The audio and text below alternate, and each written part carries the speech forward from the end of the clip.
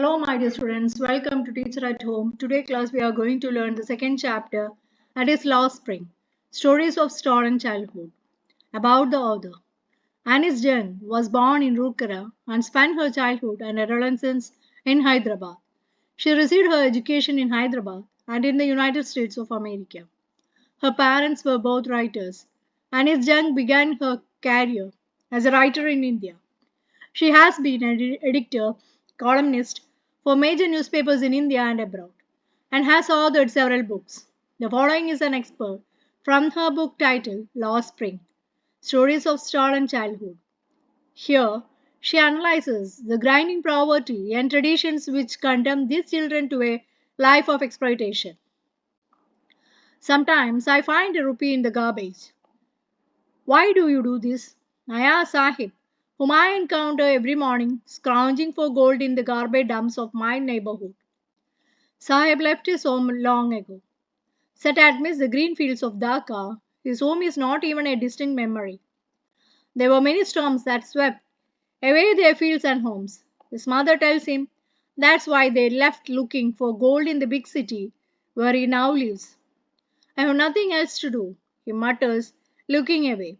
Go to school. I say glibly, realizing immediately how hollow the advice must sound. There is no school in my neighborhood. When they build one, I will go. If I start a school, will you come? I ask, half joking. Yes, he says, smilingly broadly. A few days after I see him running up to me, is your school ready?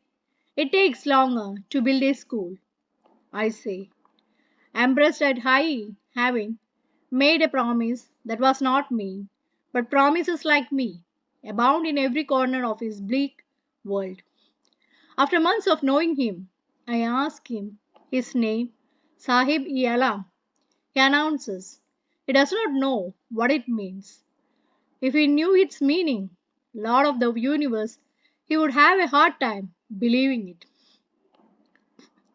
Unaware of what his parents represents, he roams the streets with his friends, an army of barefoot boys who appear like the morning birds and disappear at noon. Over the months, I have come to recognize each of them.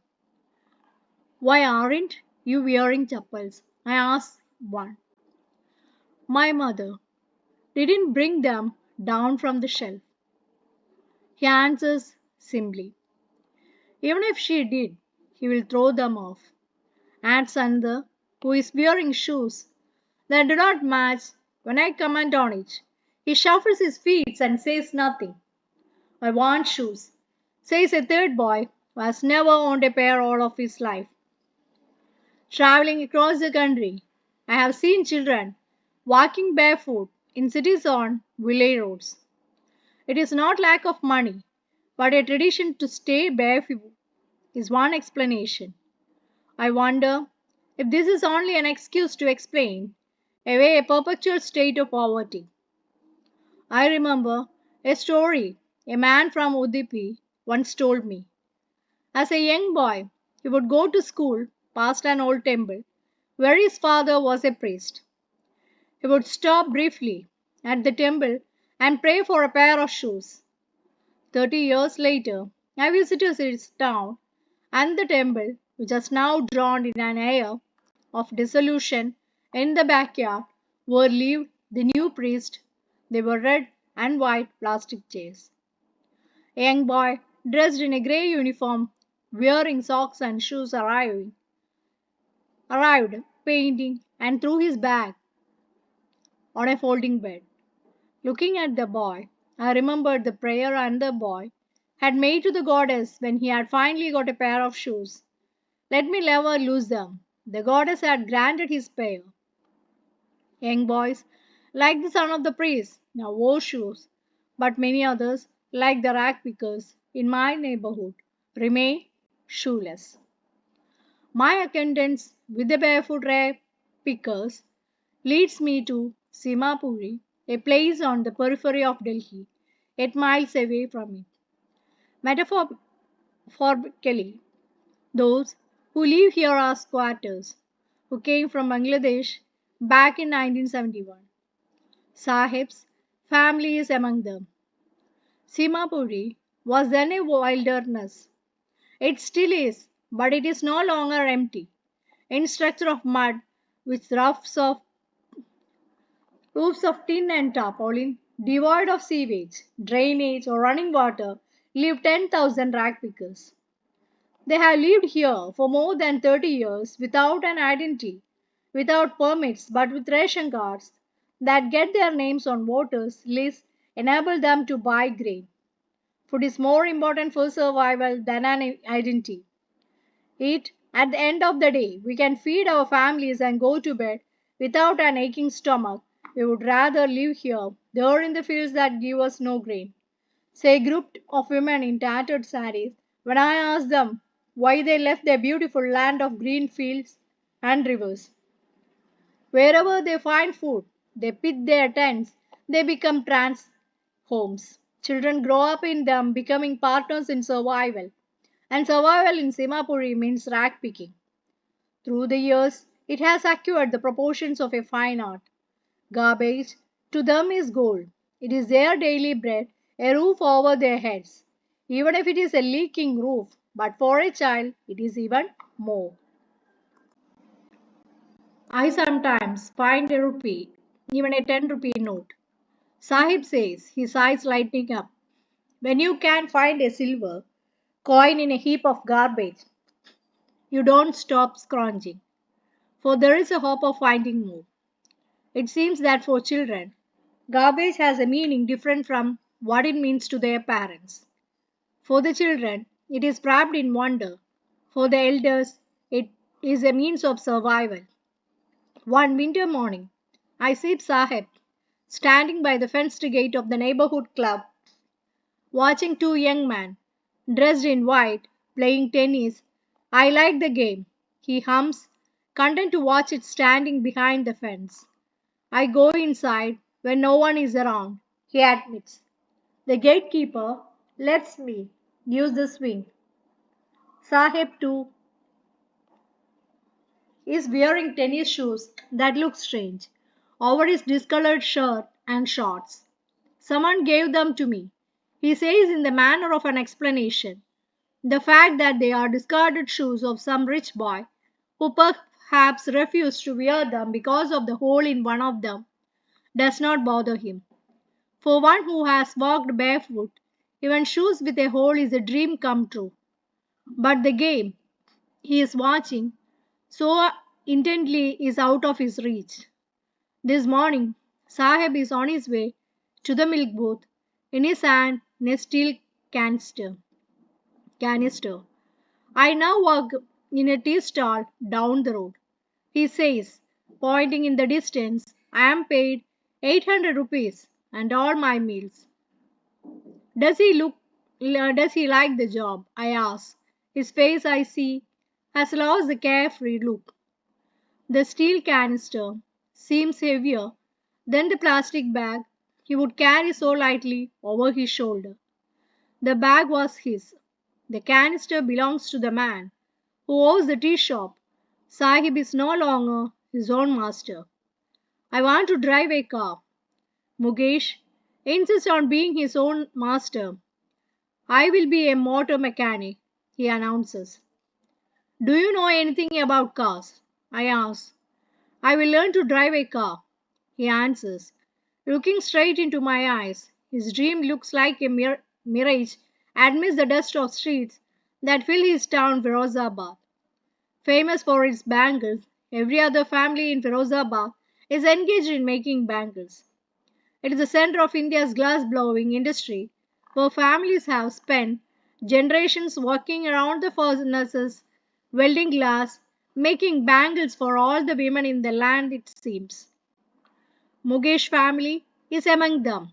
No one of them know that it is illegal for children like him to work in the glass furnace with high temperature. In dingy cells without air and light, that the law, if enforced, could get him and all those 2,000 children out of the hot furnace, where they slog their daylight hours, often losing the brightness of their eyes. Mugesh's eyes beam as he volunteers to take me home, which he proudly says is being rebuilt. We walk down stinging lanes chalked with garbage, past homes that remain hovels, with crumbling walls, wobbly doors, no windows, crowded with families of humans and animals coexisting in a primeval state. He stops at the door of one such house, bangs a wobbly iron door with his foot, pushes it open. We enter a half built shack. In one part of it, thatched with dead grass, is a firewood stove, over which sits a large vessel of sizzling spinach leaves. On the ground, in large aluminium platters, are more chopped vegetables. A frail young woman is cooking the evening meal for the whole family. Through eyes filled with smoke, she smiles. She is the wife of Mugesh's elder brother. Not much older in years, she has begun to command respect as a Bahu, the daughter in law of the house, already in charge of the three men, her husband, Mukesh, and their father. When the older man enters, she gently withdraws behind the broken wall, brings her wheel closer to her face. As custom demands, daughters in law must veil their faces before male elders. In this case, the elder is an impoverished bangle maker, despite long years of hard labor, first as a tailor, then a bangle maker. He has failed to renovate a house, send his two sons to school. As he has managed to do it is teach them what he knows, the art of making bangles. It is his karam, his destiny, says Mugesh's grandmother, who has watched her own husband go blind with the dust from polishing the glass of bangles. Can a God given lineage ever be broken? She implies. Born in the caste of bangle makers, they have seen nothing but bangles. In the house, in the yard, in every other house, every other yard, every street in Firozabad. Spirals of bangles, sunny gold, paddy green, royal blue, pink, purple, every color born out of the seven colors of the rainbow, lie in molds in unkempt yards, are piled on four-wheeled handcarts, pushed by young men along the narrow lanes of the shanty town. And in dark hutments next to lines of lanes of flickering oil lamps sit boys and girls with their fathers and mothers, welding pieces of colored glass into circles of bangles. Their eyes are more adjusted to the dark than to the light outside. That is why they often end up losing their eyesight before they become adults. Savida, a young girl in a dark pink dress, sits alongside an elderly woman soldering pieces of glass. As her hands move mechanically like the tongues of a machine, I wonder if she knows the sanctity of the bangles she helps make. It symbolizes an Indian woman's suhag auspiciousness in marriage. It will dawn on her suddenly one day when her head is draped with a red veil, her hands dyed red with henna and red bangles rolled onto her wrists. She will then become a bride, like the old women besides her who became one many years ago. She still has bangles on her wrist, but no light in her eyes. एक बार से बार करना भी नहीं गया. She says in a voice drained of joy. She has not enjoyed even one full meal in her entire lifetime. That's what she has read. Her husband, an old man with a flowing beard, says, I know nothing except bangles. All I have done is make a house for the family to live in. Hearing him, one wonders if she has achieved what many have failed in her lifetime. She has a roof over his head. The cry of not having money to do anything expert carry on the business of making bangles, not even enough to eat rings in every home. The young man echoed the lament of their elders. Little has moved with time, it seems, in Firozabad. Years of mind numbing toil have killed all initiative and the ability to dream. Why not organize yourselves into a cooperative? I asked a group of young men who has fallen into vicious circle of middlemen who trap their fathers and forefathers. Even if we get organized, we are the ones who will be hauled up by the police, beaten and dragged to jail for doing something illegal. They say there is no leader among them, no one who would help them see things differently. Their fathers are as tired as they are. They talk endlessly in a spiral that moves from poverty to apathy to greed and to injustice. Listening to them, I see two distant worlds. One of the family, caught in a web of poverty, burdened by the stigma of caste in which they are born. The other, a vicious circle of the sahukas, the middleman, the policeman, the keepers of law, the bureaucrats, and the politicians. Together, they have imposed the baggage on the child that he cannot put down. Before he is aware, he accepts it as naturally as his father. To do anything else would mean to dare, and daring is not part of his growing up.